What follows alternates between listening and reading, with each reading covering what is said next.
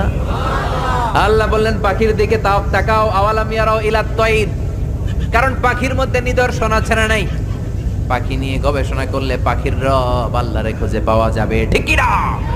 এজন্য কোরআনের অনেক জায়গায় আল্লাহ পাখির কথা বললেন, ওয়া আরসালা আলাইহিম তাইরান আবাবিল, আবার কাবা ভাঙতে এলে পাঠাও আবাবিল,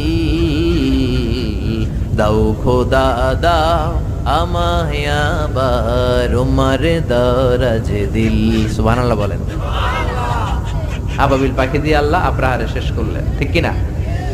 এরপর সাইয়েদনা সুলাইমান আলাইহিস সালামের একটা পাখি ছিল, নাম কি? হুদহুদ।